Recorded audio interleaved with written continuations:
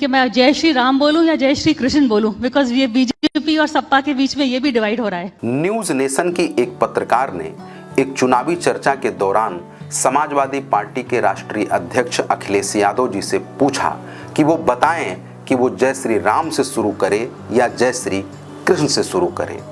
उसका कहना था कि इस समय भारतीय जनता पार्टी और समाजवादी पार्टी के बीच में राम और कृष्ण को लेकर के भी भारी मतभेद और भारी खींचातानी चल रही है। अब पत्रकार ने यह सवाल तो कर लिया, लेकिन इसके जवाब में अखिलेश यादव जी ने जो कहा वो आज पूरे हिंदुस्तान को सुनना चाहिए। अखिलेश यादव जी ने कहा कि भारतीय जनता पार्टी महापुरुषों का नाम तो लेती है, उनको अपने नारे में तो रखती है, लेकिन उनके बताए हुए रास्ते पर नहीं चलती।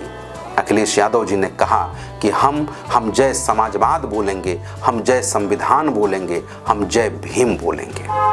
बीजेपी केवल महापुरुषों को, भगवानों को नारे में रखती है, स्लोगन्स में, उनके न रास्ते पे चलती है। इसलिए जय समाजवाद, जय संविधान, जय भीम और बहुत सारे ऐसे हमारे पास नारे हैं, उनसे ही शुरू होना ज़्यादा बेहतर रहेगा। दरअसल अखिलेश यादव अंबेडकरवाद और समाजवाद के साझा विरासत की ताकत को समझ चुके हैं।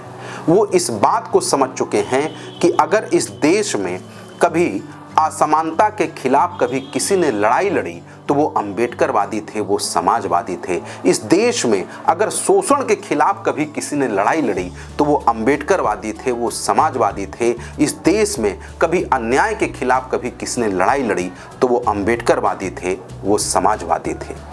और ये अंबेडकरवाद और समाजवाद की साझा विरासत ही है जो सामाजिक समानता की बात करती है।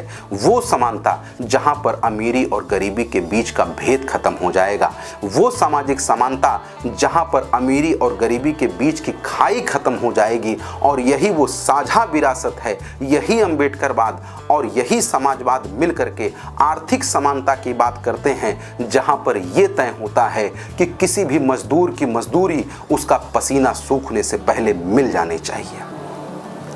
और रही बात भारतीय जनता पार्टी की, तो भारतीय जनता पार्टी के लोगों के बारे में अखिलेश यादव जी ने जो कहा कि वो महापुरुषों को केवल अपने नारे में रखती है और उनके बताए हुए रास्ते पर नहीं चलती है, ये बिल्कुल ठीक बात है।